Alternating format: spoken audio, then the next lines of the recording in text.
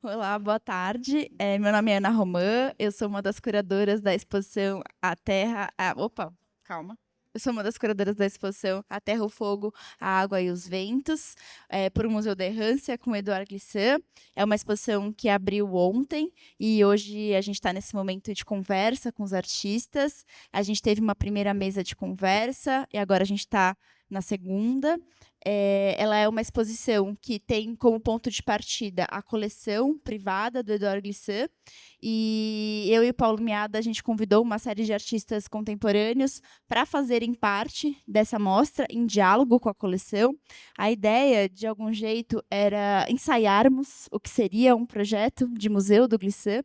Em muitos dos seus escritos, o Glissant expressa o desejo de fazer um museu e de realizá-lo, e até começa um projeto, enfim, para se concretizar esse desejo, mas infelizmente ele não consegue terminar. E essa exposição ela é um ensaio do que poderia vir a ser esse museu, e a gente reuniu artistas que a gente realmente considera muito interessantes, e é um momento único e uma possibilidade de ouvi-los aqui hoje. A gente está muito feliz pela presença de todos vocês, público, e de todos vocês, artistas, que toparam falar com a gente hoje. A gente tem uma mesa composta por Tariq Kiswanson, Sylvie Glissant e Kelly Sinapa-Mary.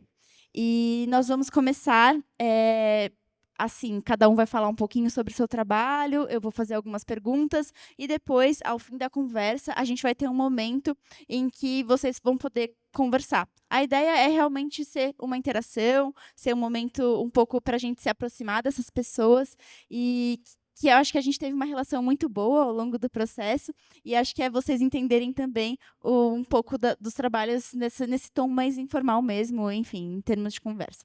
Bom, eu vou começar com o Tariq, que está aqui do meu lado, e que é um artista que está com dois trabalhos aqui no Tomiotaki. A gente tem um trabalho, dois trabalhos não, ele está com alguns trabalhos. Ele está participando de duas diferentes exposições. A gente tem na exposição do Glissant, nessa sala aqui ao lado, um trabalho que é uma cadeira com uma espécie de casulo encostado nessa cadeira, e a gente tem dois vídeos, não sei se vocês viram, são dois vídeos, um é uma criança escrevendo, e outro, isso não sei se vocês viram, mas acho que depois eu vou, na verdade eu nem vou contar sobre o que são os trabalhos, acho que vocês têm que ver, e aí o Tariq vai contar um pouco sobre a relação dele com crianças, enfim, mas, enfim, acho que vocês deveriam ver lá em cima. Mas, enfim, são dois vídeos e esse trabalho da cadeira. E aqui a gente está com uma exposição individual do Tariq, com uma instalação inédita e comissionada para o Instituto Tomiotaki também. Bom, oi, Tariq. Eu queria começar perguntando, pedindo para você se apresentar um pouco, contar de onde você veio, quem você é, e contar um pouco sobre a presença desse casulo nesse seu trabalho, nesse cocum, que está tanto no trabalho de cima da cadeira, quanto no trabalho aqui de baixo. Sobre o que é esses trabalhos que estão nessa mostra?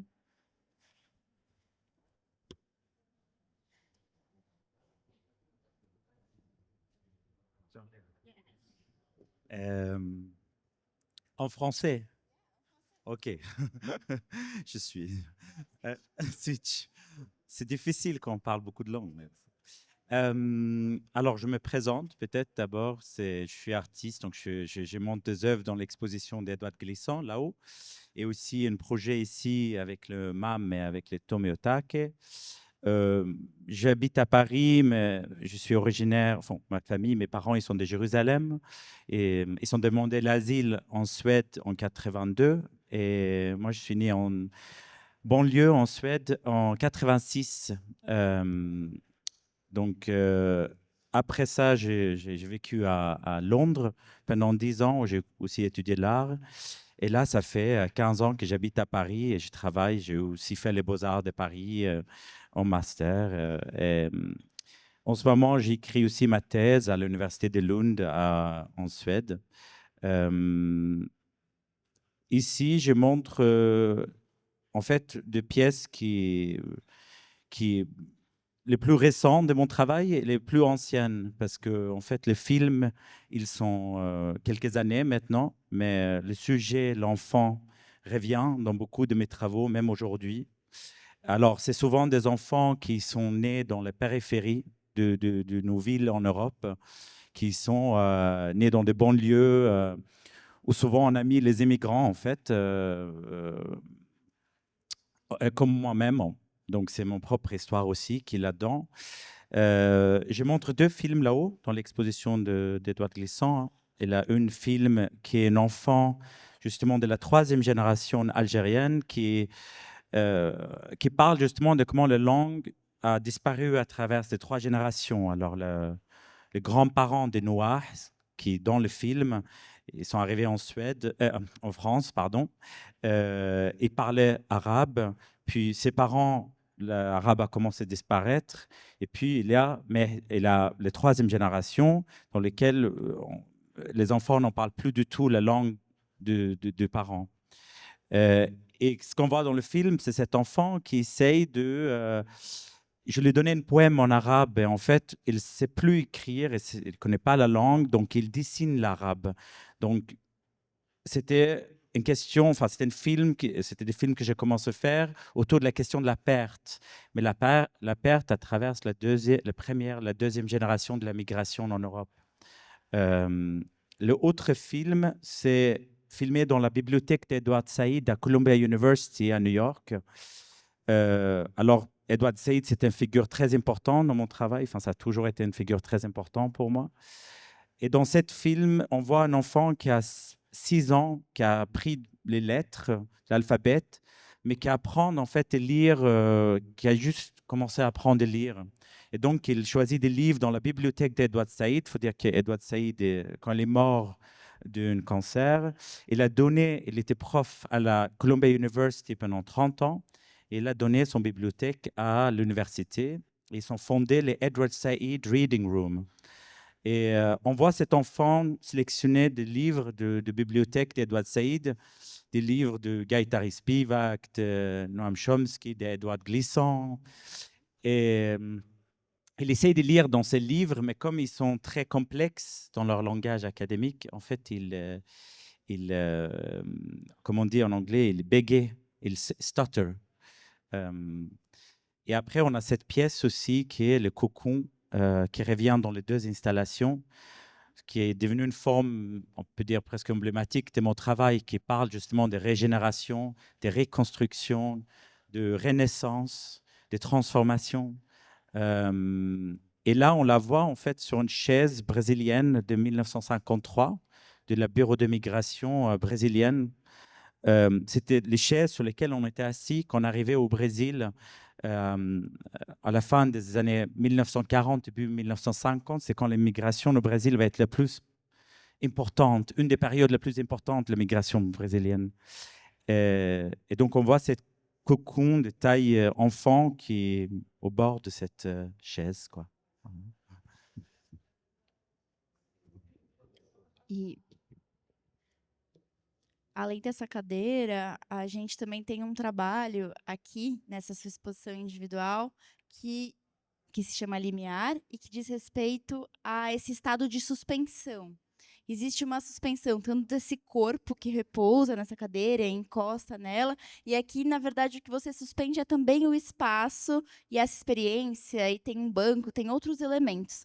Conta um pouco sobre o que são esses elementos, e acho que vale dizer que a exposição do Tahik aqui, essa instalação inédita, individual, composta para o Instituto Tomiotaki, ela tem uma história também relacionada a um processo de colaboração institucional que o Instituto Tomiotaki desenvolveu com o MAN São Paulo. Então, essa exposição e a viabilização dessa instalação passa por essa relação, e é muito importante agradecer ao MAN pela possibilidade de termos essa instalação que dialoga muito intimamente com a nossa exposição do Edouard Glissant. E, bom, Tahik, conta um pouco desses outros elementos que compõem a instalação e por que essa suspensão do espaço também.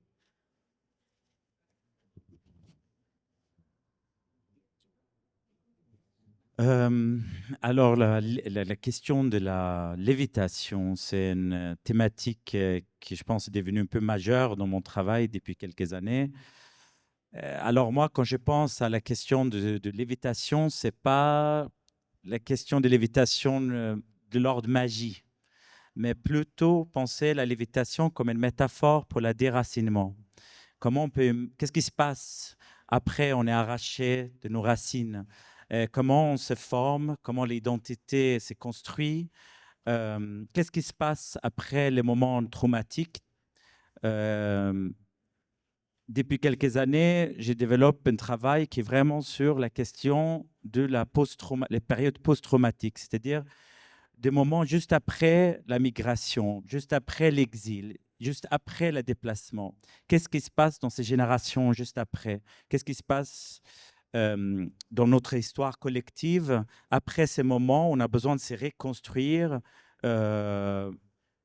Et ici, en fait, en voulant faire ce projet avec le musée et avec Tomiotake, je voulais bien évidemment penser à l'histoire du Brésil aussi.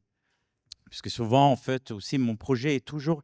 Enfin, là, c'est un projet qui est in situ, mais on peut aussi dire que les objets dans l'installation est aussi, d'une certaine manière, in situ, parce qu'ils sont issus du Brésil et la migration, l'histoire des migrations du Brésil. On voit trois objets. Alors, il y a le cocon qui réapparaître. Mais on a aussi une bande d'église de 1850 qui est venue avec les missionnaires de Belgique jusqu'au Brésil.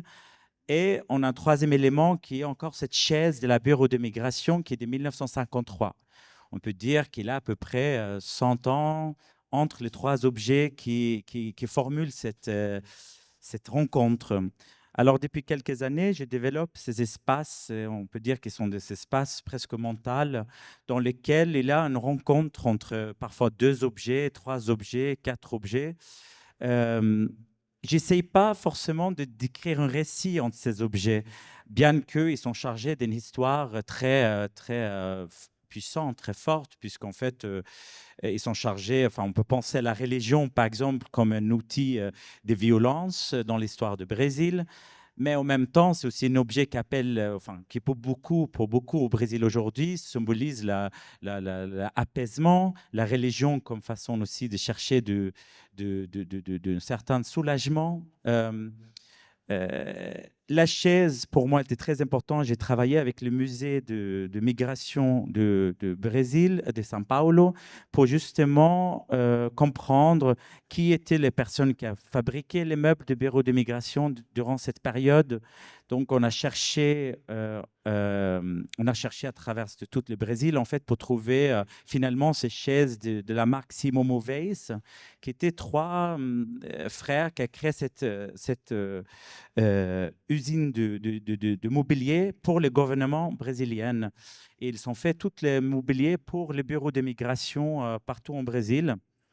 Ce qui est intéressant, c'est que ces mobiliers, quand on les retourne, on voit en fait des tampons parce que ces chaises ont été déplacées des bureaux de migration à bureaux de migration. Et en fait, c'est précisément les chaises dans lesquelles on était assis quand on arrivait au Brésil. Donc, on peut penser que l'installation est quelque part un espace interstitiel dans lequel on voit ces objets comme ça déracinés. Ils sont dans un état de suspension. Mais on peut aussi penser que ces objets ils sont issus d'un échange transatlantique aussi, c'est-à-dire de corps et d'objets, d'idéologies, etc. J'essaye pas de créer une espèce de récit, en fait, ou de définir un certain... Mais voilà, ces trois objets coexistent ensemble. Ils parlent à la fois de l'ordre de régénération et reconstruction, mais aussi du côté plus sombre de l'histoire, de notre histoire collective. Voilà.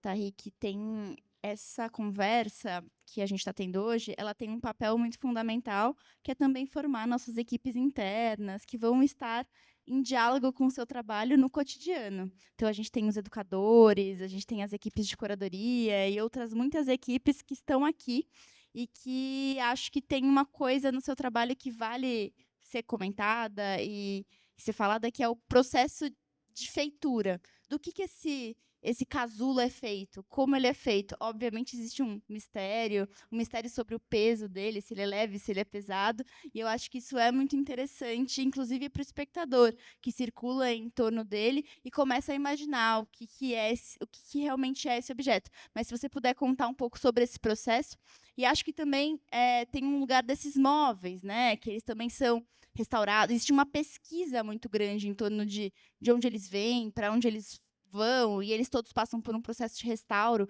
antes de estarem aqui. Enfim, queria que você comentasse um pouco sobre esse aspecto de fatura mesmo do trabalho.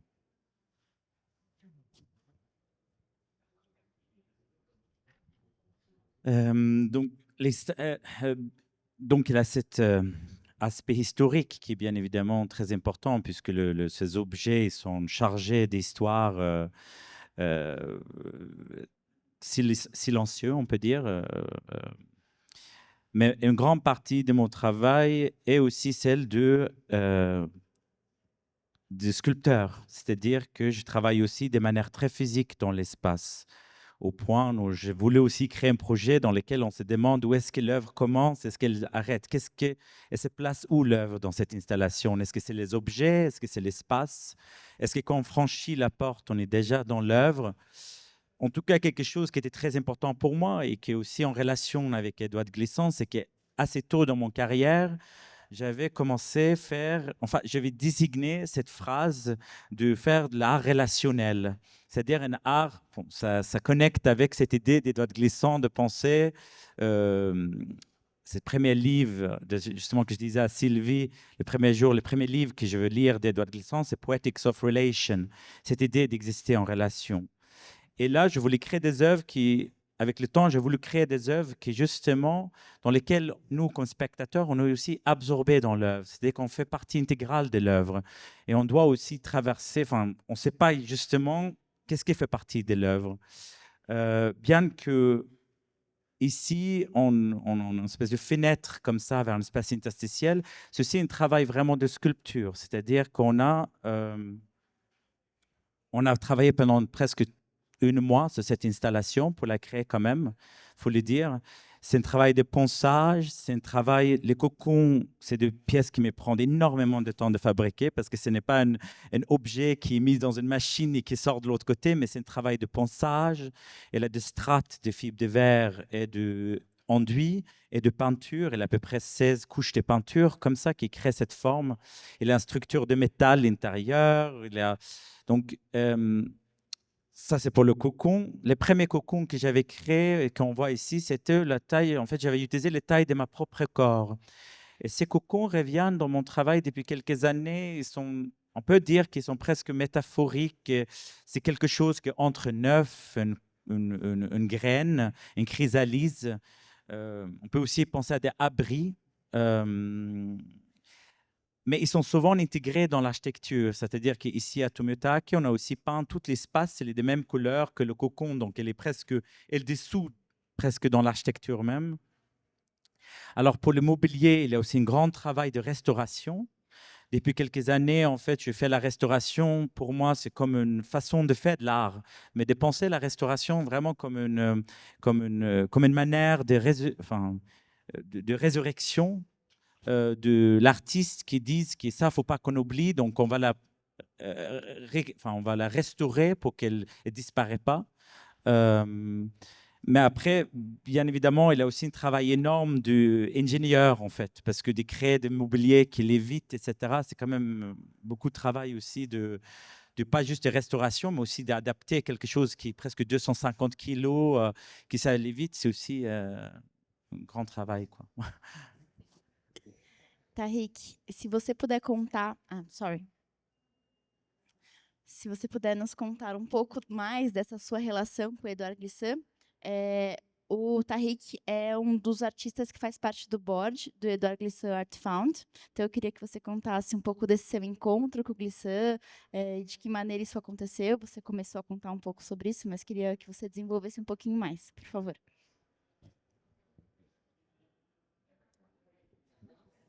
Je pense qu'il m'a mon première rencontre avec les écrits d'Edouard Glissant, j'ai dû avoir 17 ans, puisque j'arrivais de cette petite ville en Suède où je suis né, à Londres, où j'étais étudiant à St. Joseph Martins. Je suis allé à la bibliothèque de l'école, et là, je vois ce petit livre qui s'appelle Poetics of Relation. Et en fait, je l'ai pris, et en fait, je ne savais pas du tout qu'est-ce que c'était, mais j'ai trouvé les titres magnifiques, en fait, parce que elle avait quelque chose qui m'appelait, quoi. Je trouvais que ça, c'était ultra intriguant. Et j'ai demandé à mes profs de théorie à l'époque, donc il y a beaucoup d'années, il a 20 ans, 25 ans maintenant, qui était Édouard Glissant. Et personne ne pouvait me répondre en vrai, parce que il n'était pas aujourd'hui. J'ai l'impression que les générations qui arrivent, elles connaissent très bien. Les gens de l'art, elles connaissent très bien, mais enfin beaucoup des gens de l'art connaissent très bien. Mais à l'époque, c'était pas, on savait pas qui était Édouard. Et donc j'ai demandé à mes profs, ils savaient pas, ils connaissaient pas en tout cas. Mais bon, j'ai lu ce livre et ça m'a beaucoup. Déjà à cette époque-là, je voulais travailler dans le domaine de la sculpture. Mais c'est vrai que c'était assez tôt. J'étais très influencé par ses écrits. Bon, bien évidemment, il a quand même la dimension poétique dans les écrits d'Édouard Glissant. C'est pas qu'un philosophe. Pour moi, c'est une poète en fait avant tout. Sa façon de décrire, de décrire le monde, c'est quelque chose que je n'avais jamais. En fait, pour moi, c'était assez direct, parce que j'ai grandi dans une banlieue, dans un bâtiment de 27 étages, dans lequel, sur chaque étage, une famille venait d'un pays différent. Donc, cette idée de tout le monde, finalement, était quelque chose qui résonnait profondément avec ma propre passé, mon enfance, en fait. Mais il avait aussi quelque chose dans l'ordre. Edward utilise des mots qui me parlaient direct, c'est-à-dire il utilise des mots comme tremblement, opacité, mais les mots même étaient très provocateurs pour mon travail dans la sculpture. C'est-à-dire que quand on regarde le cocon, elle a quand même cet héritage ou tout cet rapprochement avec le travail d'Edouard. Elle est quand même présente dans ses œuvres. En fait, quelque chose qui ne révèle pas tout de suite, mais qui est une salle circulaire dans laquelle tu dois traverser. Euh, la question des migrants, tu vois, mes parents ils sont arrivés avec rien en Suède, il fallait se reconstruire, ce qu'Edouard rappelle les migrants nus. Euh, euh, je sais pas, il avait tellement de choses dans sa écriture qui me parlaient sur tellement de niveaux personnels, intimes, mais aussi artistiques. Et donc, à travers les années, j'ai développé des œuvres qui sont, dans une certaine manière, on peut les lire, ou j'espère, on peut les lire à travers vraiment l'écriture d'Edouard aussi. Il faut aussi dire que moi aussi j'écris. J'ai édité 3 livres de poésie, donc aussi la question des mots et la sensibilité des mots était quelque chose qui me touchait aussi profondément. Muito obrigada, Tarik. Foi muito bom te ouvir. Quero ler seus livros, nunca li. Acho que é uma parte do seu trabalho que a gente ainda não conhece. Então, acho que, enfim, teremos oportunidade. Agora eu vou passar para a Sylvie, que está aqui com a gente. A Sylvie, ela, quando vocês entram na exposição, tem um trabalho nessa parede aqui, que é um barco se desfazendo ou se constituindo. E, Sylvie, queria que você contasse um pouco, enfim, desse trabalho, e depois a gente pode contar um pouco, enfim, da sua história. Acho que quando você contar um pouco do trabalho, você vai contar um pouco da história. Gente, essa exposição só é possível por causa da Sylvie. A Sylvie é uma contribuidora, enfim, não tem nem o que dizer e expressar a gratidão por a gente estar aqui hoje, é por causa dela. Então, Sylvie, se você puder contar um pouco sobre essa imagem do barco que inaugura essa exposição, e depois a gente pode conversar um pouco sobre por que essa exposição é importante para você, para o Instituto Monde, para o Edouard Glissant Found, enfim, para tudo isso.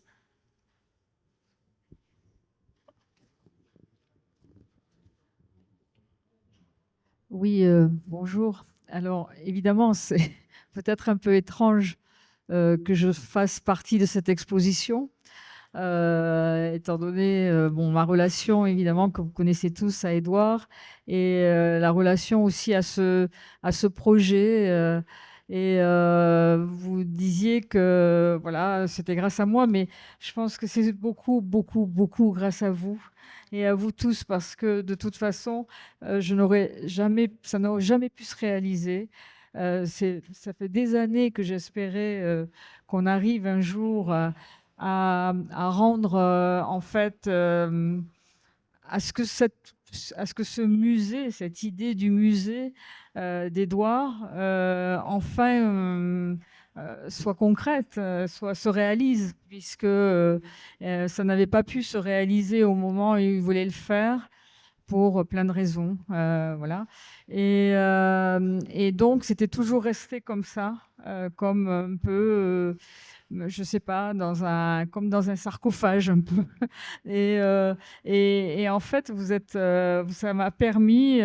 Et en fait, cette collection et non seulement et l'exposition telle qu'elle est faite avec le dialogue qui s'est installé avec tous ces artistes qui viennent de partout est assez extraordinaire parce que c'est vraiment, on entre vraiment dans le rêve d'Édouard Glissant, véritablement. C'est pas simplement, Édouard n'était pas un collectionneur d'art. Il n'a jamais acheté des œuvres, c'est pas du tout ça. Ces œuvres qui sont dans cette collection, c'est parce que toute sa vie, d'abord, il a été accompagné par tous ses amis qui étaient ses amis artistes, mais bien plus que des amis écrivains ou des amis, voilà. Mais avant tout, ses amis étaient des artistes. Et je sais que c'était vraiment pour lui. D'ailleurs, ils entrent totalement dans son œuvre, et je pense que c'est une dimension que l'on ne connaît pas jusqu'à présent. C'est-à-dire qu'on lit, voilà, on lit Édouard Glissant, on l'écoute, etc. Mais on n'y va pas, on n'y allait pas, en tout cas, par le biais des artistes, par le biais de cette relation poétique aux artistes. Parce que il faut dire, c'est vrai, tu disais, Édouard, c'est un poète. Mais en fait, la relation qu'il avait avec ses amis artistes, c'était une relation poétique parce que pour lui, ces artistes étaient tout autant, et peut-être même avant d'être des artistes plasticiens, etc., étaient des poètes. Et d'ailleurs, tu es un poète, voilà. Et tout, pratiquement, je pense que tous les artistes qui sont là aujourd'hui en dialogue sont tous, sont avant d'être, voilà, ces plasticiens-là sont des poètes.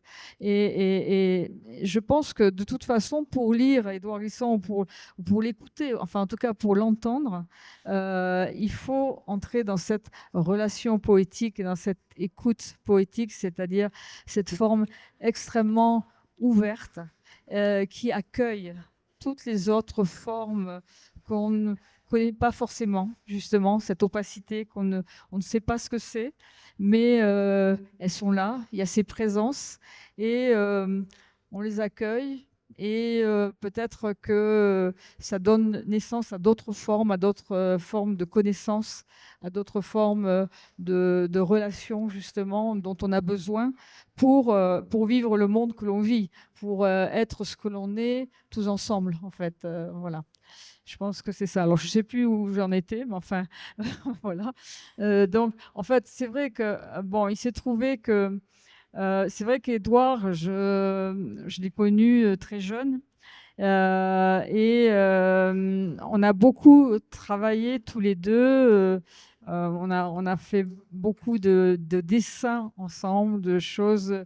On avait cette relation-là. C'est vrai que bon, du coup, moi, je me suis jamais tellement mise en avance. Enfin, mon travail, en tout cas d'artiste, n'a jamais été vraiment parce que c'était pas, voilà, c'était la vie, quoi. C'était tout ce qu'on avait à faire ensemble, tout ce cheminement.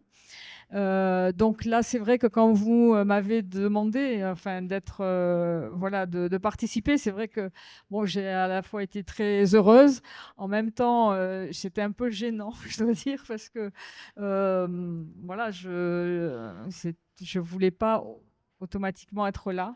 C'est peut-être pas forcément ma place. Bon, mais voilà. En tout cas, je vous remercie. Ça me fait plaisir. Voilà. Voilà. Bon, pour en revenir, évidemment, vous avez choisi cette œuvre qui est donc une gravure dont le titre est en anglais, en fait. Dismantling Boats of Disaster. C'est-à-dire voilà, peut-être, c'est pas le démantèlement, mais c'est peut-être, ça serait plus le démantelons, voilà, défaisons ces bateaux du désastre. C'est-à-dire, tu sais, tu parlais d'exil, tu parlais des migrants, tu parlais... Et en fait, c'est tout ce que ces véhicules et tous ces objets du monde qui, en fait, capturent tous ceux que l'on ne veut pas et que l'on fait disparaître. Il faut voir que tous ces bateaux qui transportent des migrants sont avant tout faits pour l'élimination de ces migrants, pour les faire disparaître, dans la mer. Alors évidemment, la relation, elle est encore plus importante pour moi, parce que la mer est aussi celle qui a transporté les bateaux des Africains qui étaient donc dans la traite. Et évidemment, comme vous le savez aussi, c'est cette histoire, cette mémoire de la traite est très importante pour Édouard Glissant. Et toute son œuvre est traversée par ce gouffre-là. C'est-à-dire cette perte, c'est souvent de nombreuses personnes, enfin de nombreux Africains qui étaient dans ces bateaux étaient jetés à la mer, que ce soit parce qu'ils ne survivaient pas, parce que les conditions étaient tellement impossibles, soit alors on les balançait comme ça à la mer, soit parce que à un moment donné les bateaux étaient interdits et on les attachait, ils avaient des boulets et on les faisait couler. Et Édouard a cette vision de toutes ces routes sous-marines, voilà, ponctuées des boulets, des esclaves, enfin, qui ont été donc jetés à la mer, qu'on a fait disparaître, mais dont la trace est toujours là, et qui est cette trace mémorielle, cette mémoire finalement qu'on a voulu faire disparaître. C'est-à-dire que ça n'apparaît pas, l'histoire de la traite et l'histoire des souffrances, etc., n'apparaît pas dans l'histoire officielle. C'est juste voilà, quelques événements, mais on n'a aucun repère, on n'a aucun de ce que ça a été véritablement, sauf dans des œuvres comme de poètes comme celle d'Édouard Glissant, mais aussi de Derek Walcott, mais aussi de... Enfin, on a de nombreux, évidemment, Aimé Césaire, Camus Bressouès, évidemment. Donc, vous voyez, les historiens, en fait, de la mémoire sont tous des poètes. Et sont tous des poètes qui portent non seulement cette mémoire, mais tous ces repères de ces histoires intimes, à la fois de ces souffrances et de tout ce qui s'est peut-être de ces résistances aussi.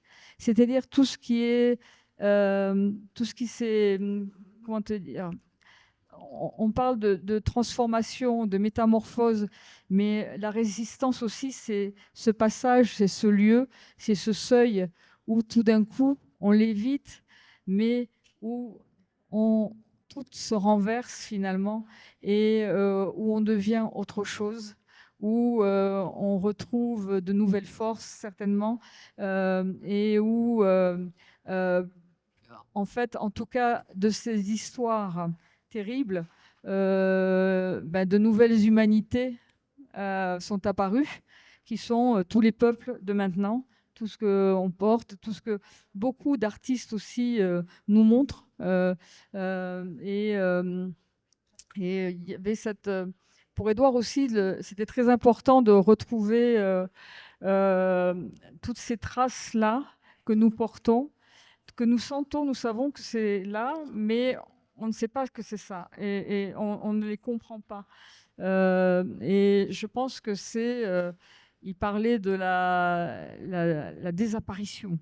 C'est-à-dire qu'en fait, c'est tout ce qui avait disparu, mais qui, à un moment donné, qu'on savait être là, mais qu'on ne savait pas définir, qu'on ne savait pas dire, et qui maintenant réapparaissent certainement dans les formes que nous créons, que nous, dans toutes les représentations que l'on voit un petit peu partout, toutes ces formes que je pourrais dire poétiques, avant d'être des formes d'art, sont des formes poétiques. Voilà. Acho que isso que você falou no começo, sorry. Isso que você falou no começo de ter um convite também como artista para integrar a exposição, acho que tem muito a ver sobre isso. Eu acho que essa separação entre arte e vida, no caso dessa coleção e dessa exposição, era basicamente impossível. Eu acho que ela foi formada a partir de uma grande rede de relações, de pessoas que estavam próximas do Glissant, e ter o seu trabalho como artista, acho que traduz isso. Acho que essa prática cotidiana que você nos conta, de desenhar e de fazer junto com o Glissant, em colaboração com o Glissant, eu acho que se espraia por todas as obras que fazem parte dessa coleção. Esse fazer junto está presente nessa coleção mesmo, né? Porque a coleção foi feita a partir de muitas conversas, a partir da atuação do Glissant como colaborador de uma galeria em Paris por muitos anos. Enfim, acho que essa coleção ela é sobre isso. Então, não é forçoso incluir você, incluir o seu trabalho artístico, que é de extrema qualidade também no nosso projeto. Acho que isso não tenho o que dizer sobre esse assunto. E, Sylvie, um dos desenhos que você tem com o Glissant, que também inaugura a exposição, é um desenho que tem alguns escritos do Glissant sobre um desenho seu. E lá tem um escrito sobre a paisagem da palavra e a palavra da paisagem, que são conceitos fundamentais para o pensamento do Glissant. E eu queria ouvir um pouco sobre quais são as suas paisagens, quais são as paisagens que as suas palavras carregam, e se você puder contar um pouco sobre esses conceitos também, eu agradeço. Oui, alors c'est vrai que vous évoquez ce dessin qui est où Édouard, au même moment, en fait, on était donc ensemble pour le faire. Donc à partir on avait de l'encre de Chine ou du Japon, je ne me souviens plus. Et lui avait pris un stylo en forme un bambou, voilà, en forme de stylo. Et donc, de la même façon que moi, j'utilisais l'encre pour faire le dessin que vous voyez en haut, lui trempait dans cette même encre, voilà, ce bambou, et a écrit au même moment, notamment cette phrase « J'espère en la parole des paysages ». Et donc, évidemment, c'est très important. C'est pour ça que je pense que vous l'avez aussi choisi pour être ici, puisque c'est une des thématiques essentielles. Et je pense que, voilà. Oui, c'est vrai que pour Édouard, le paysage, il disait toujours, c'est un personnage. Voilà. C'est-à-dire, c'est un être vivant, c'est un être qui parle, c'est un être, etc. Et en fait, le paysage, peut-être que nous traversons des paysages, mais aussi, les paysages sont aussi en nous. Et donc, il y a toujours cette... il y a ce dialogue. Il y a aussi un autre tableau. Je ne sais pas par quoi commencer parce que il y a tellement de choses à dire. Vous savez, il y a un autre tableau qui est très important ici d'Antonio Segui, qui est un tableau très simple en apparence, mais qui était ce tableau qu'il avait mis en haut, voilà, au-dessus de son bureau, qu'il avait toujours. Et il disait toujours, mais qu'il aimait beaucoup regarder ce tableau parce que c'est une anthologie de paysages comme la Martinique. Il disait que pour lui, son lieu, la Martinique, qui est tout petit comme ça, c'est vraiment une île minuscule, mais contient tous les paysages du monde. C'est-à-dire que vous trouvez aussi bien des déserts que moi qui viens des Pyrénées, du sud-ouest de la France, il y a des moments où je me trouve dans les Pyrénées, je me trouve en montagne. Il y a donc des paysages de mer, des paysages...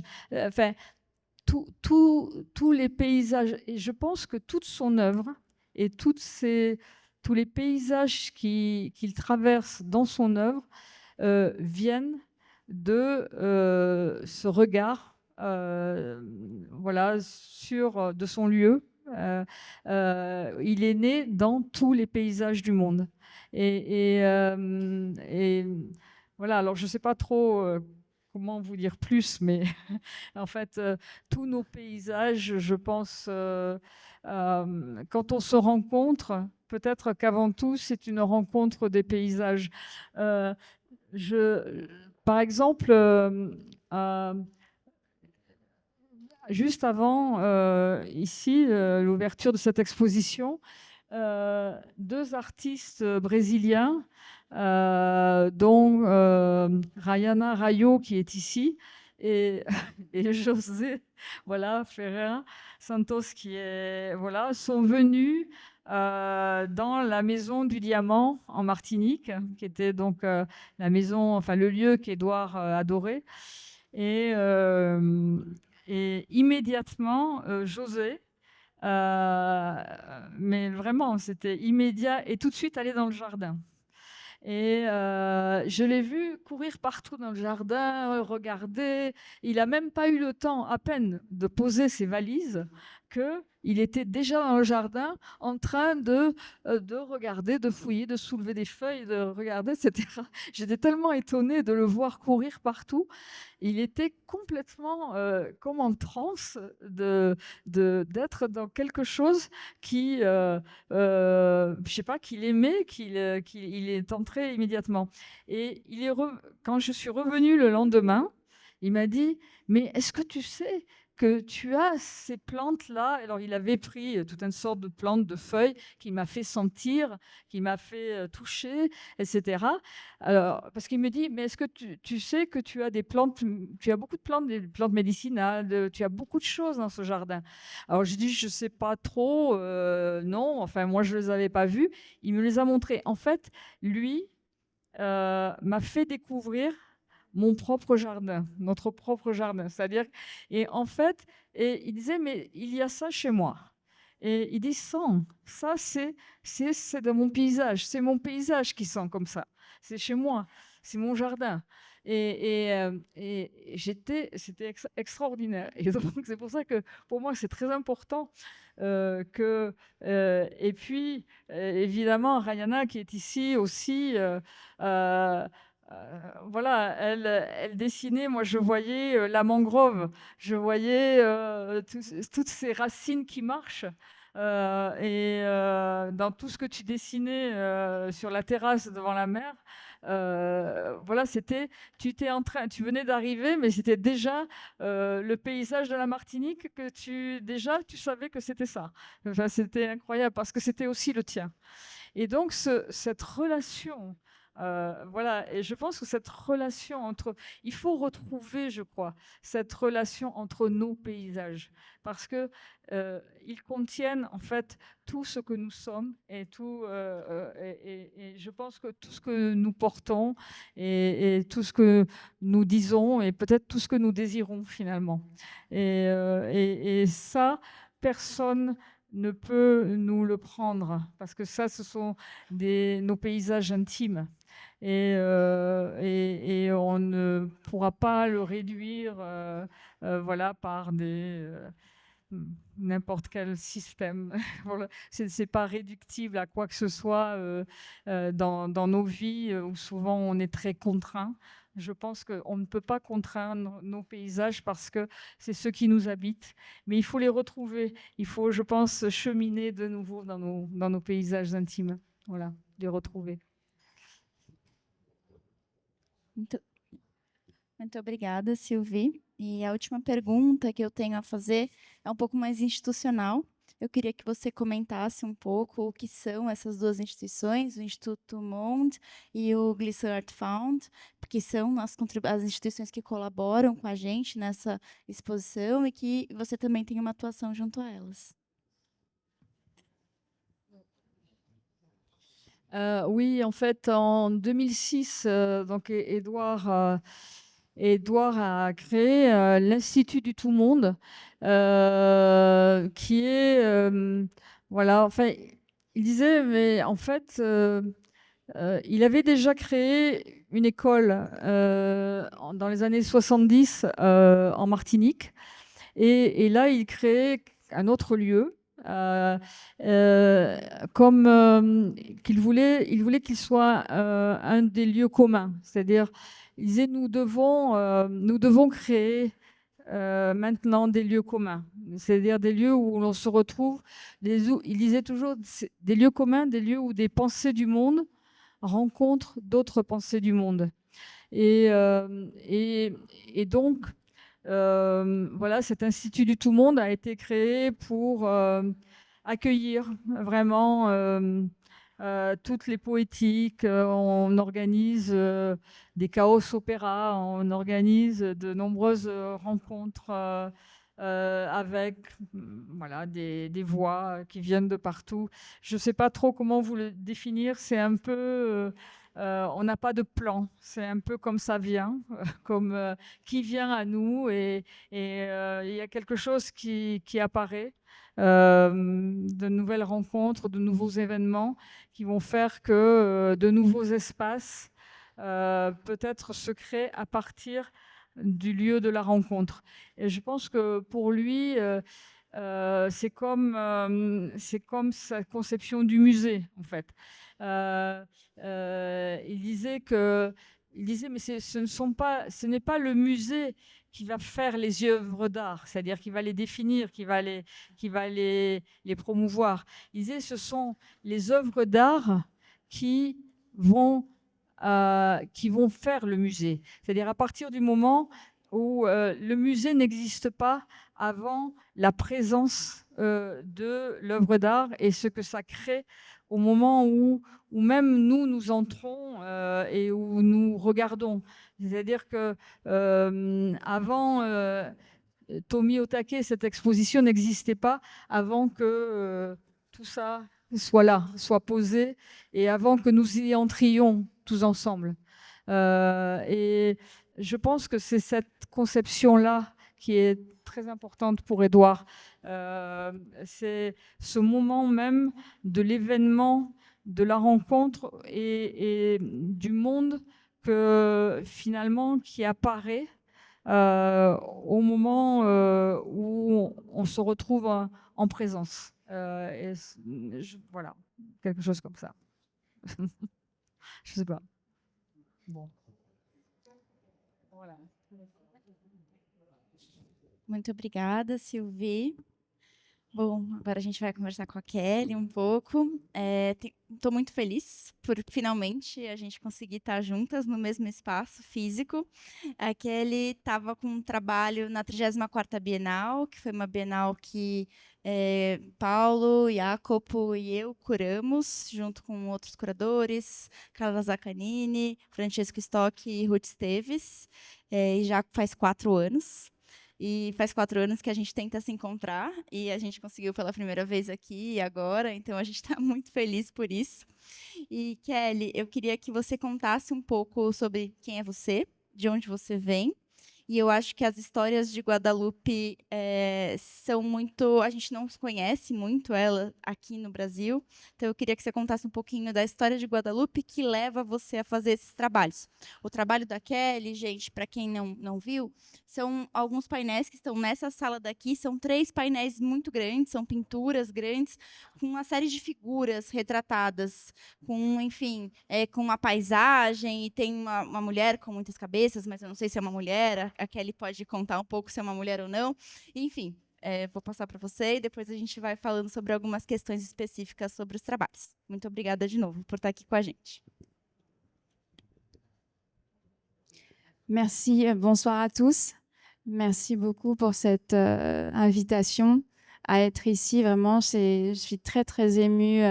Dès la première fois que j'ai visité l'exposition, j'étais très émue de voir, d'être entourée de toutes ces œuvres qui me parlent et surtout de cette collection d'Édouard Glissant. Et bon, je suis vraiment très fière qu'on ait un petit peu d'Édouard Glissant en Guadeloupe, et vraiment, j'en suis très, très fière. Et voilà, donc moi, je viens de Guadeloupe et je vis et travaille là. Et ça n'est pas très simple d'arriver jusqu'ici, puisqu'il faut prendre 2 avions. En tout, ça met 15 heures. Et je trouve ça dommage que ça soit pas plus simple de venir jusqu'à vous, puisque je trouve qu'on a énormément de points en commun avec l'histoire du Brésil. Et pour la petite anecdote, aujourd'hui, j'ai visité le musée afro-brésilien et j'ai été vraiment touchée par tout ce qui est présenté, et vraiment, je pense y retourner. Et vraiment, je me sens vraiment très, très proche de certaines formes d'art et de l'histoire aussi du Brésil. Et voilà, pour ça. Et donc, pour vous parler un petit peu du processus de création de mon triptyque que je présente pour cette expo, ça a été très, très, très sportif, et en même temps, je savais que certaines choses étaient déjà là, puisque en fait, quand Paolo et Ronan sont venus me visiter à mon atelier, c'était à peu près en décembre, je pense, et m'ont parlé de ce projet d'exposition. Donc j'ai été tout de suite très, très emballée, et donc et en même temps, en pas longtemps, j'avais aussi mon premier solo show à la James Cohen Gallery, donc j'étais en pleine création. Et puis donc j'ai pas tout de suite pensé à comment je vais faire pour réaliser ce travail. Donc, je me suis dit, OK, c'est l'opportunité idéale. Et donc, j'ai commencé à réfléchir, à faire des croquis, à lire. Et puis, il y a des éléments qui sont venus à moi vraiment, qui me paraissaient très, très évidentes. Et puis, c'est un travail qui est très différent aussi de ce que je fais habituellement, puisque dans la plupart de mes œuvres, en fait, je questionne beaucoup le portrait. Et il y a très peu de temps où j'ai commencé à réaliser des œuvres, des tableaux en plusieurs parties, comme des quadriptyques et là, un triptyque. Et donc, le travail de narration est vraiment différent. Il est vraiment différent puisque je construis pas à pas chaque histoire, donc chaque personnage, et donc voilà, donc j'imagine et je construis pas à pas pour ensuite trouver du lien entre ces différentes histoires, ces différents récits que je propose, pour en arriver à un paysage. Un paysage où peuvent se mêler le réel et l'irréel. Et donc, je trouve très intéressant de confronter aussi plusieurs références. Plusieurs références dont je me réfère à plusieurs imageries, plusieurs iconographies, notamment des planches du Moyen-Âge, d'histoire naturelle qui me touchent, et notamment l'iconographie de l'hindouisme aussi, des contes du monde entier. Donc ça peut être des contes antillais, ça peut être des contes asiatiques, vraiment du monde entier. Et donc voilà, donc je fais énormément de va-et-vient entre toutes ces références, et pour que quand le spectateur il voit ils entrent dans ma peinture, chacun a son propre chemin dans mon travail. Et c'est vraiment très grisant à chaque fois d'entendre des interprétations qui sont différentes. Et parce que pour moi, en fait, quand je construis une peinture ou plusieurs peintures, je les vois comme des énigmes à résoudre. Et donc, c'est pour cela qu'on peut voir parfois, enfin souvent, énormément de détails. Donc, si on s'arrête, on peut voir certains détails et il y a une espèce de vraiment d'éléments à foison. Et donc, je me sens très, très, très bavarde sur mes toiles et que je peux utiliser aussi la peau des personnages pour pouvoir aussi inscrire des bribes de contes et aussi des éléments liés à la végétation. Et donc, pour faire une espèce comme des cataplasmes sur la peau de mes personnages pour arriver vraiment à guérir des traumas de l'histoire. Et voilà un peu en gros.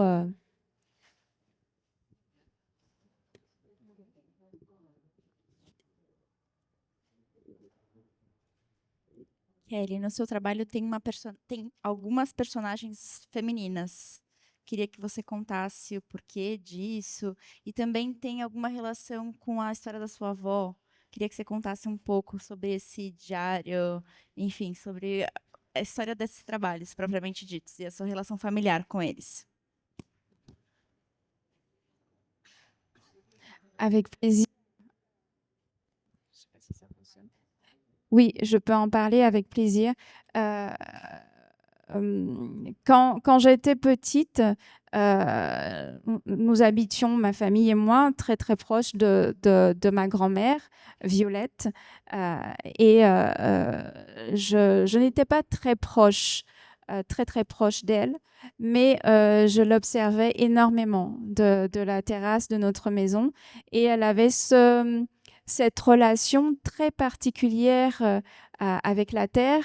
Et donc, je la voyais planter, je la voyais aussi prendre soin d'animaux abandonnés. Et elle parlait souvent toute seule, et comme si la terre pouvait l'écouter, lui répondre aussi.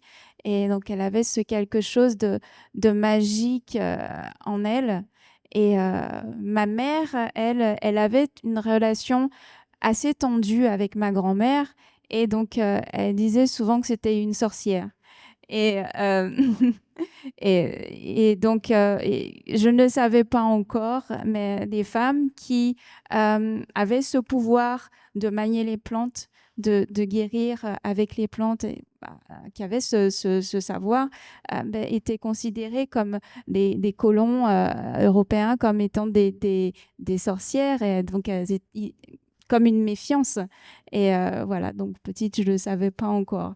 Et voilà, donc elle avait cette aura et ce mystère autour d'elle qui m'attirait. Donc j'étais déjà très attirée par l'étrangeté, et je dois dire que ma grand-mère, elle me questionnait beaucoup. Donc j'étais très très curieuse aussi.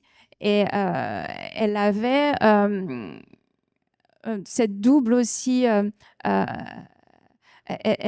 croyance, on va dire. Elle pratiquait l'hindouisme et aussi le catholicisme. Je la voyais prier avec son chapelet qu'elle ne quittait jamais.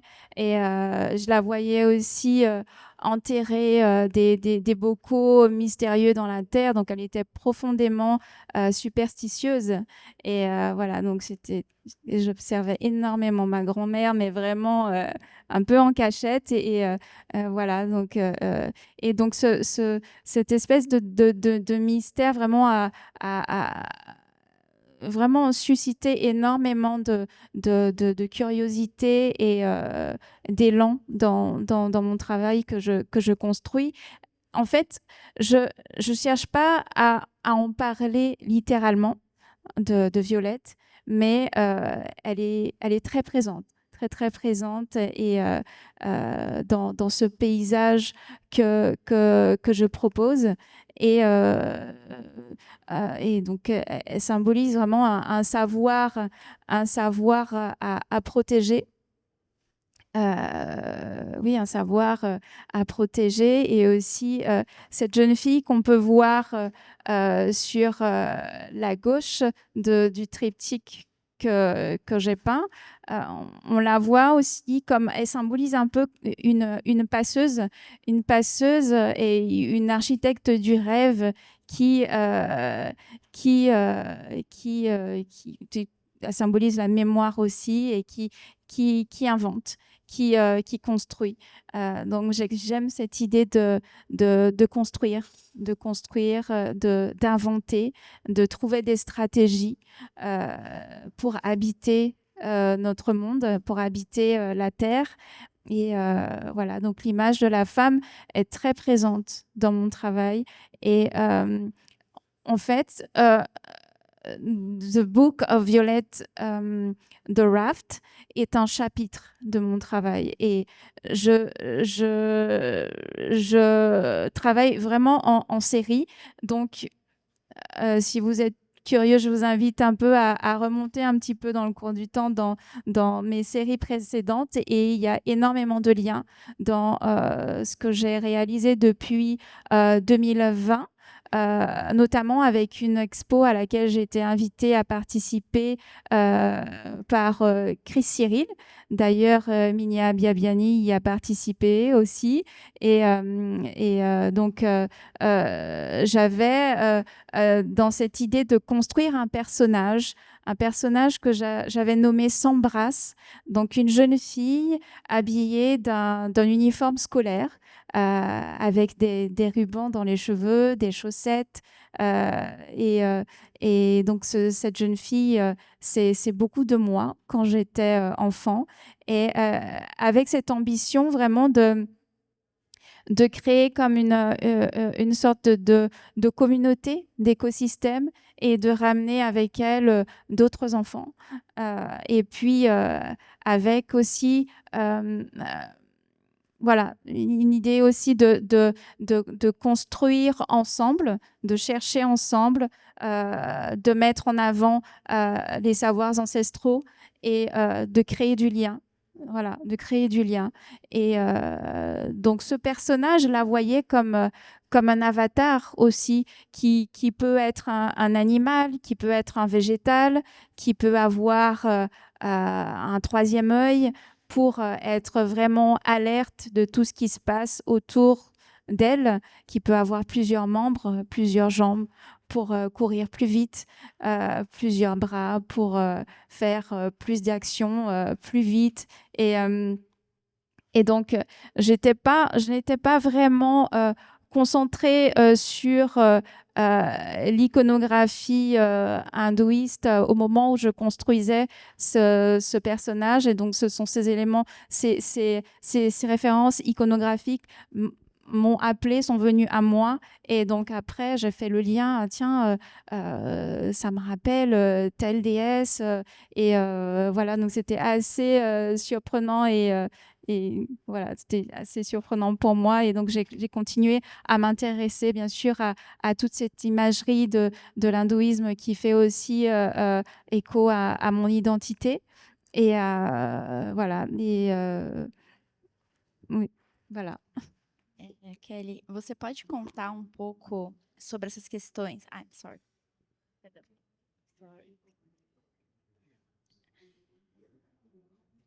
Sobre essa questão da sua identidade mesmo, a presença dos hindus, dos indianos em Guadalupe é uma coisa que sempre que a gente conta e que a gente fala, porque é um dado biográfico seu, da sua origem, mas é um dado biográfico de um processo, enfim, de colonização, enfim. E você pode contar um pouco sobre essa presença hindu em Guadalupe?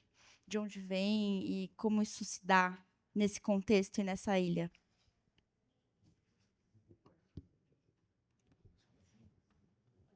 Oui, je peux vous en parler. en fait, pour recontextualiser un peu, j'ai été élevée dans une famille de témoins de Jéhovah. Donc, mes parents sont témoins de Jéhovah. Et donc, mon frère et moi, nous avons été élevés dans une éducation religieuse assez stricte, je dois dire. Et il faut savoir qu'avant, mon père, il pratiquait l'hindouisme avec mon grand-père, qui était prêtre hindou. Et donc, après, sa sœur est devenue, s'est convertie, elle est devenue témoin de Jéhovah. Et donc, mon père a suivi. Et donc, voilà, donc il est passé d'une religion à une autre. Et donc, mon frère et moi, nous sommes nés dans cette croyance.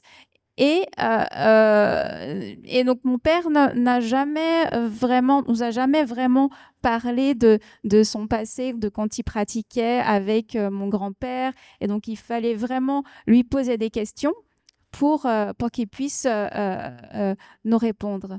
Et voilà, donc il nous répondait, mais vraiment de manière très, très laconique et très, très vite, comme si, voilà, il ne voulait pas trop parler de cette religion. Donc, j'ai dû faire mes recherches et chercher des témoignages et vraiment aller chercher, en savoir plus sur mon histoire.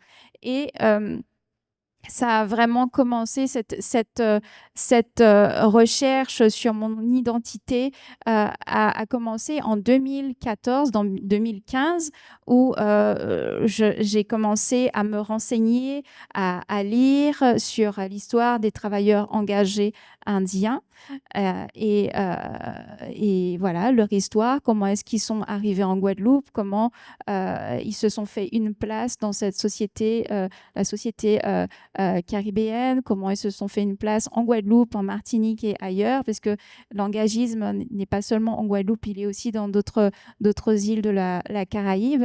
Et voilà, donc je parle de l'hindouisme parce que, en fait, l'hindouisme, c'est vraiment, il regroupe vraiment tout ce qui est héritage.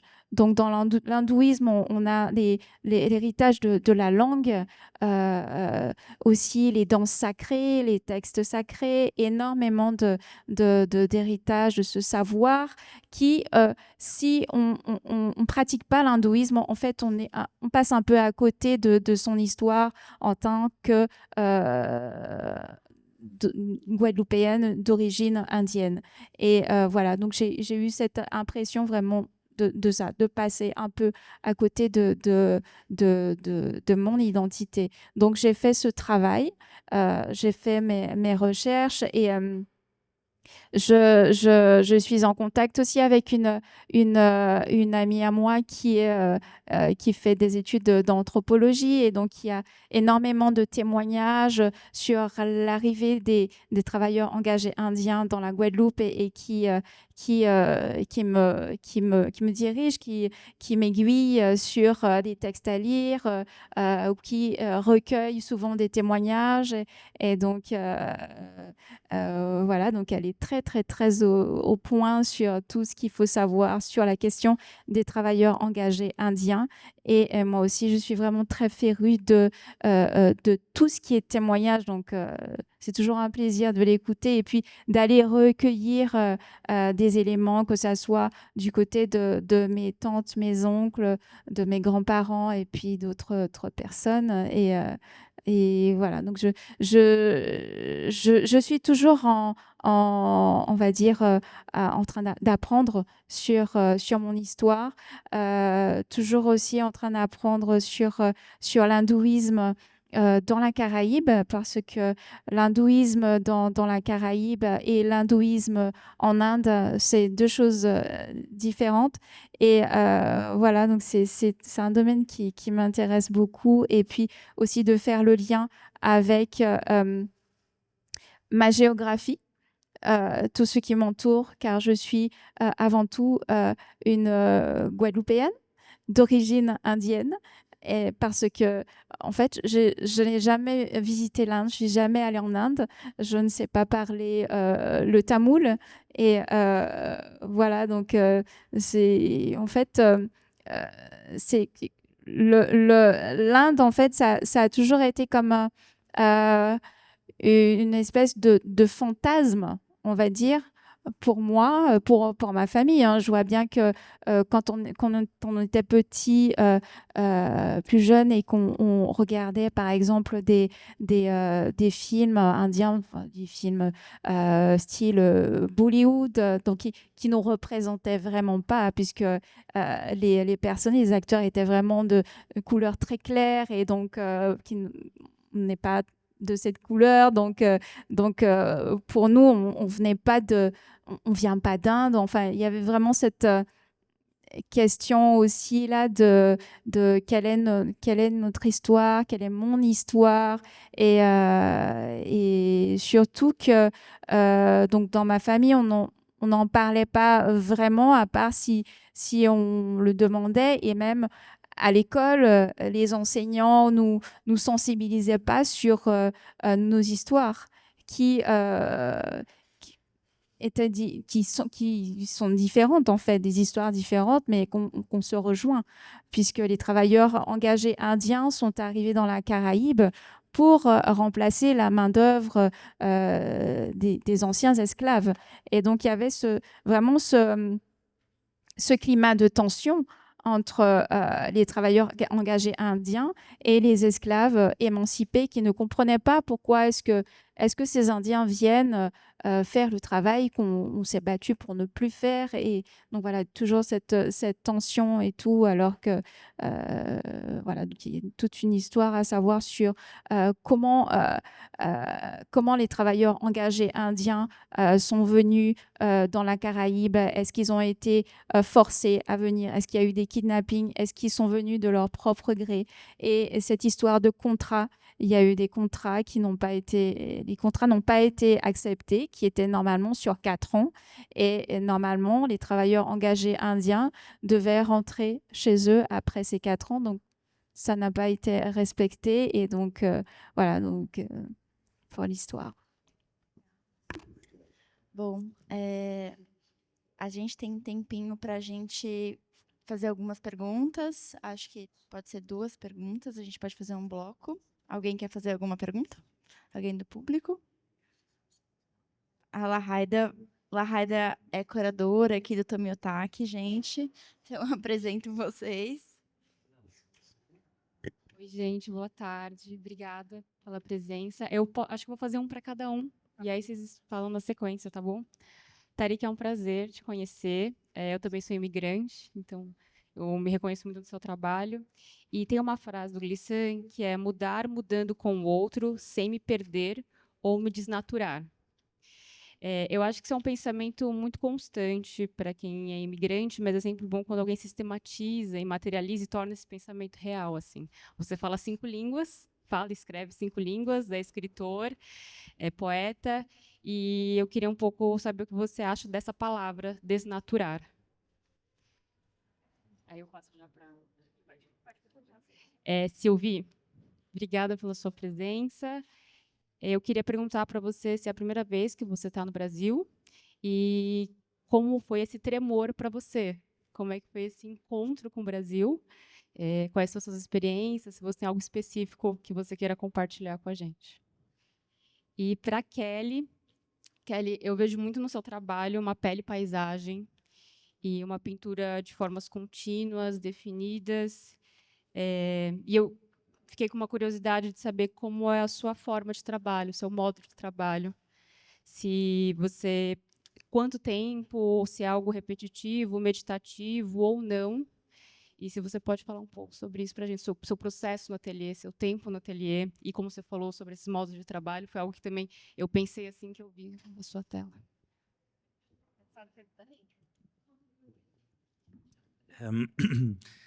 Je pense que j'ai besoin un peu de répétition. Est-ce qu'elle peut répéter la question? Como é? Wait. English. How it's English now.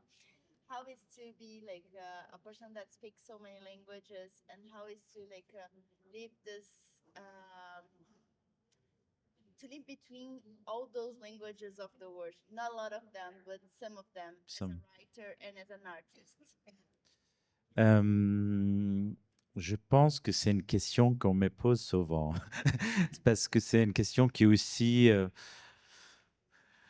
je pense que plus jeune, j'avais un peu de mal en fait avec cette question d'exister entre des conditions et des contextes différents. Mais assez vite, je pense que ça m'a... Aujourd'hui, je vois ça... Bon, souvent, les gens me disent, mais c'est une richesse, en fait, de parler autant de langues, de pouvoir... d'avoir habité dans autant de cultures et de contextes différents. C'est vrai que c'est en double tranchée, puisqu'en fait, ça donne une certaine liberté. On se sent... on peut être proche de beaucoup de gens, en fait, à travers le fait qu'on parle une certaine langue. Alors, moi, je parle français, mais depuis 15 ans. Donc, avant, je ne parlais pas un mot français. Quand j'ai déménagé à Paris, ça a ouvert une porte énorme pour moi de pouvoir communiquer en français. Et en même temps, elle a toujours cette double tranchée. Je pense que chaque immigrant récent, c'est cette côté, en fait, la question de la déracinement, elle est douloureuse. Et ça, il ne faut pas oublier. C'est-à-dire qu'elle a cette richesse, elle a cette capacité de pouvoir exister avec des autres, de pouvoir être soi-même dans des contextes différents, de toujours être différent aussi. Je veux dire, le soi, le self, comme on dit en anglais, elle est malléable. En même temps, faut pas. Je pense que c'est aussi cette question de la. Quand on regarde certains objets ou des œuvres que j'ai fait, et contient cette double nature, je pense. C'est-à-dire entre quelque chose qui à la fois contient une certaine liberté. Je ne parle pas des langues, je parle des objets là, mais c'est vrai que il y a aussi cette question de la douleur ou de la violence aussi. Et ça, c'est quelque chose que je dois aussi rappeler les gens très souvent. Parce qu'en fait, on peut souvent penser que c'est une richesse, qu'est-ce que c'est libératoire ou c'est de pouvoir toujours voyager ou exister ou se sentir chez soi dans plusieurs cultures. Ce qui est spécifique quand on vient d'une famille palestinienne, c'est la question qu'on est né sans terre quelque part. Enfin, ou l'espoir d'en avoir, mais en tout cas, une terre qui est occupée. Et dans ce sens-là, c'est vrai que j'ai du mal parfois de me dire que j'appartiens à une certaine culture, à un certain pays. Celle-ci, elle est plus forte chez mes parents, en fait, cet traumatisme, puisqu'en fait, ce traumatisme, il est parfois intergénérationnel, mais je pense qu'elle est quand même moins puissante dans ma génération que la première génération née en Europe. Mais c'est vrai que, voilà, je vois ça comme une richesse, mais il ne faut pas oublier les opprimés, il ne faut pas oublier les gens qui souffrent, il ne faut pas oublier. J'ai une lien forte avec la famille qui est là-bas. Parce qu'en fait, cette liberté qui moi j'ai, il y a les autres qui n'ont pas.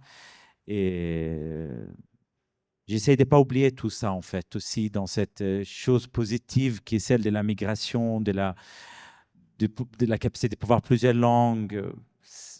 C'est difficile pour moi, en fait, aussi. C'est pas quelque chose qui est seulement positif. C'est un résultat positif quelque part, mais voilà. J'espère que ça réponde à la question.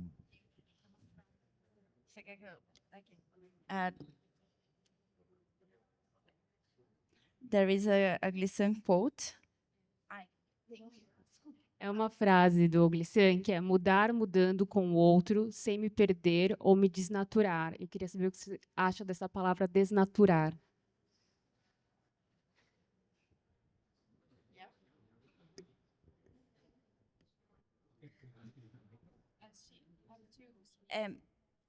A frase do Glissan é mudar, mudando com o outro, sem me perder ou desnaturar. O que você acha? Mudar. Ok. Mudar, mudando com o outro, sem me perder ou me desnaturar. É uma frase do Glissan. E a Lahaida pergunta, Tariq, o que você pensa sobre esse processo de desnaturalização? Se há uma desnaturalização quando você vive nesse entre mundos. É isso? Ok.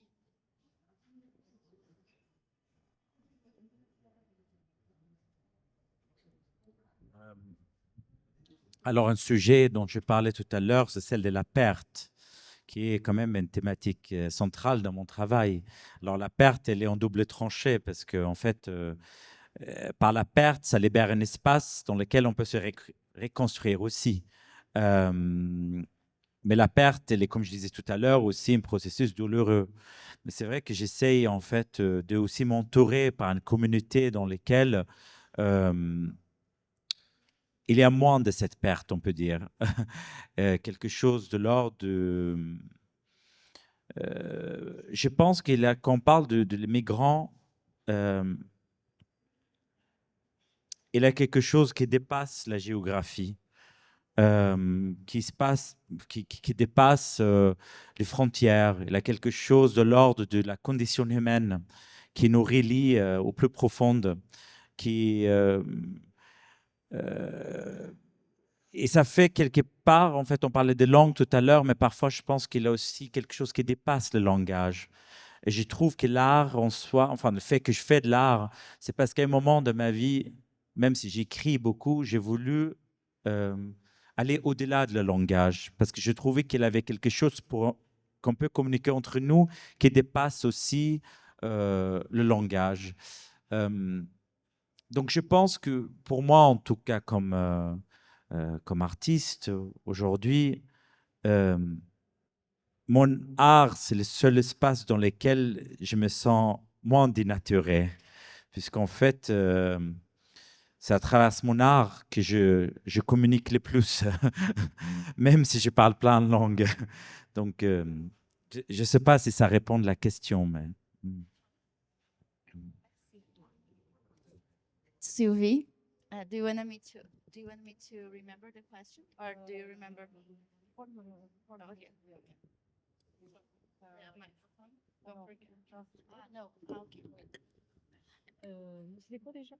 Sylvie, eu queria, a Lahaida pede para você contar um pouco sobre esse encontro. You have to. Sorry.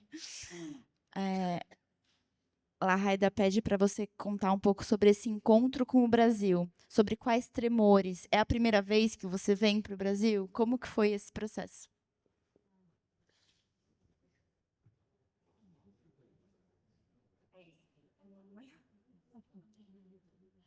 Ah oui, alors, non, c'est pas la première fois. Je suis venue il y a très longtemps, mais surtout à Rio. Je suis juste passée à Sao Paulo, donc je ne peux pas dire que je connaisse le Brésil, mais quand même.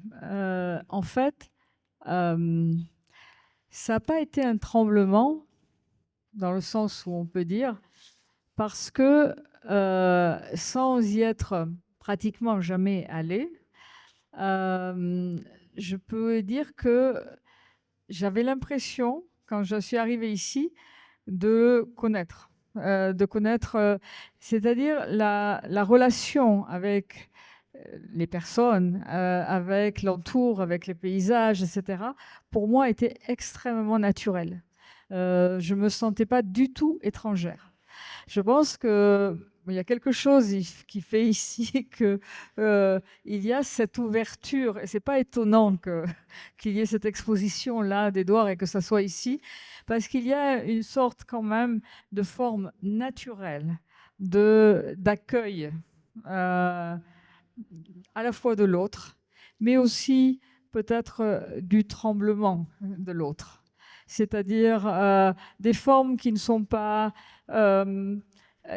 forcément les siennes, mais qui sont des formes qu'on a envie de connaître, peut-être, qu'on a envie à laquelle en fait, où le dialogue est possible, même si on ne parle pas la même langue, même si on ne parle pas, en fait, c'est incroyable, mais c'est le moment où on a l'impression qu'on se comprend. Et on invente ensemble à chaque fois des modes de relation, des modes de communication, des gestes pour se comprendre, des choses qui nous font dire qu'on est bien ensemble et qu'on se comprend, qu'on regarde un peu les choses ensemble, vous voyez, on ne regarde pas chacun dans des points différents. On est là tranquillement, on regarde un peu l'horizon ensemble. Enfin, on se regarde. Je pense qu'il y a quelque chose voilà, d'assez intéressant. Donc, j'ai pas du tout été ni étonnée ni rien. Au contraire, je me suis sentie extrêmement bien. Et, et je disais même à un ami, mais j'ai aimé, parce qu'avant de venir ici, je- j'ai été refoulée, je ne pouvais pas passer par les États-Unis en transit, il m'avait interdit de, je ne sais pas pourquoi, mais enfin, en tout cas, je ne pouvais pas venir ici. Et je disais, mais c'est incroyable, quand je suis arrivée à l'aéroport, même quand on passait la police, simplement le regard des personnes, la douceur des personnes normales, quoi, enfin, voilà, était incroyable. Je respirais, quoi.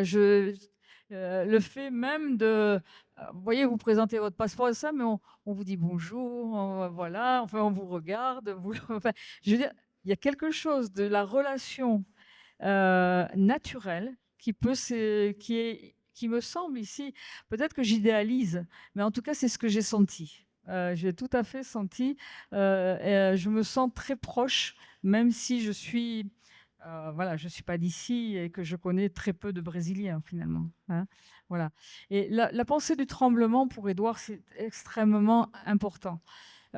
C'est celle qui va contre les pensées qui sont sûres d'elles-mêmes.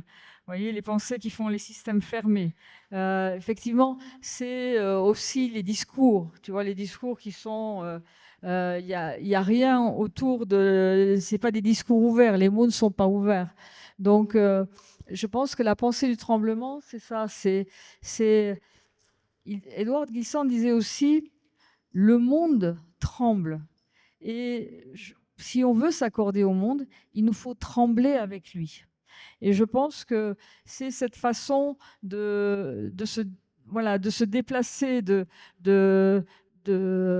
trembler, c'est pas la peur pour Édouard Glissant. C'est laisser peut-être ce qui est en train de venir. On n'est pas sûr de ces formes, mais on sait qu'il y a des présences là. Il y a quelque chose qui vit, il y a quelque chose qui est là. Et simplement, il nous faut ne pas, justement, ne pas avoir peur. Avoir peut-être envie, c'est ça la politique de la relation. C'est-à-dire, c'est pouvoir les écouter. Je pense que l'exclusion, le racisme, les identités fermées, les identités... tu vois, tu parlais de tes identités. Et pour Édouard, ça s'appelle l'identité relation, qui n'est pas l'identité à racine unique. C'est celle des nationalismes, voilà, c'est celle qui exclut l'autre, c'est celle qui va vouloir anéantir l'autre, comme on voit partout actuellement. Et c'est celle qui accueille. Il faut s'accueillir aussi dans le multiple de notre identité, c'est-à-dire nous accueillir. Et je pense que le travail que tu fais, tu es en train d'accueillir ton identité multiple. Tu vois, tu es en train de la retrouver en tout cas, parce que tu ne la connaissais pas forcément, parce que l'environnement, justement le paysage dans lequel on est, peut-être quelquefois est assez fermé. Et voilà, enfin, je pense qu'il y a quelque chose comme ça qui est assez intéressant. Voilà. Merci. Kelly? Você pode nos contar um pouco como são as suas práticas de ateliê, como que você trabalha? Oui, alors pour moi, l'atelier est vraiment...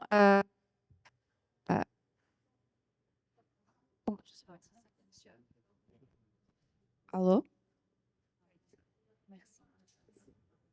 Oui, je disais que l'atelier, pour moi, c'est comme un temple et un laboratoire d'expérimentation, d'exploration. Et voilà, donc quand je suis dans mon atelier, je suis très, très à l'écoute de ce qui se passe à l'extérieur. Donc, j'aime être en confiance avec les bruits qui m'environnent, me mettent en confiance plutôt.